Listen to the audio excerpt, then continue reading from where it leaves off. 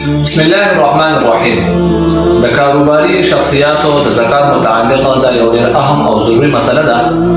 یو ملګري د دې په حواله سره په کمنټس کې تاسو کړو چې موږ کاروباري خلک چې دي د زکات د قیمتي خرید په اعتبار سره ورکړي او په قیمتي فروخت.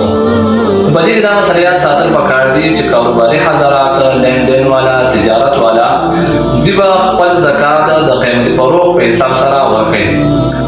او اوس قیمتي فروخت چې هغه د هر دکاندار هغه مختلف دی. مطلب څوک ګټه زیاته کوي، څوک ډېر زیاته کم کوي، خو لیکن په دې کې دا خیال ساتي چې عمومي تور باندې په مارکیټ کې د دې سودا سره پس قیمت باندې دا خرڅيږي. هم په هغه اعتبار سره به خپل د زکات حساب کتاب هغه لګوي. اعتبار چې هغه د قیمتي فروخت شو. دویم نمبر دا مسله به یاد ساتل پکار دي چې په کاروبار کې یا په لین دین کې یا د دې علاوه عام کس ته هغه زکات ورکړي، هغه صاحب نصاب دی. د دې اعتبار د زکات دا د کال د اول او د کال د اخر سره تعلق ساتي. مطلب دا دی چې د کال په اول کې یو سړی صاحب نصاب شو، د 52 تولې چاندي قیمت مالیت دی ورسره، تجارت دی ورسره، نقد روپۍ دی ورسره، یا د اولنیمو تولو نه زیاته سونه دی ورسره، یا د 52 تولې چاندي نه سیوا شو، د صاحب نصاب شو، مالدار شو. پروس کال د هغې نه پس اوس د کال د مین اعتبار نه دی. که د کال په منځ کې دی اوس غریب کېږي او که مالدار کېږي او پیسې ورسره راځي یا تیزي، د هغې اعتبار نشته. اوس د کال په آخر کې که چېرته دی صاحب نصاب و نو بیا په ده باندې زکات هغه لازم او فرض دی. او که چېرته د کال په آخر کې د ده د مال چې دی دا کم شو، دا ختم شو، نو بیا په ده باندې هغه زکات نشته. د زکات په معامله کې به دا خبره یاد ساتل پکار دي چې د کال د اول او د کال د آخر اعتبار دی.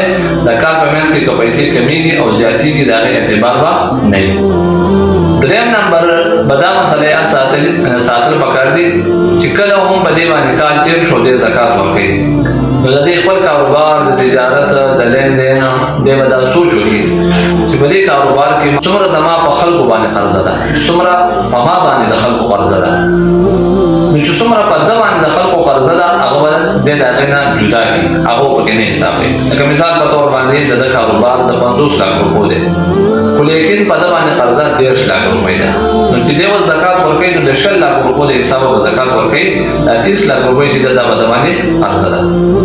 همدغه شانتې که د ده په چا باندې قرضه وه، د 50 لک روپو کاروبار دی او 11 لک روپۍ د په خلکو باندې قرضه ده، نو دغه قرضه به بیا د دې سره جمع کوي، یو ځای کوي او مجموعي طور باندې بیا د 60 لک روپو په حساب سره زکات وباسي.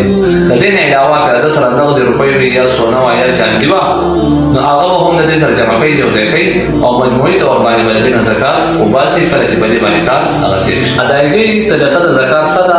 نو هغه هم د مجموعي طور باندې چې موږ سونه او چاندي که دا نه او صرف مالي تجارت او نغد روپۍ دا ټول چې موږ راجمع کړې مثال په طور باندې د 50 لک روپۍ جمع شوې. اسانه طریقه دا ده چې 50 لک تقسیم 40 چې د هغې نه هم څه نتیجه راغله هم دغه به د زکات وي.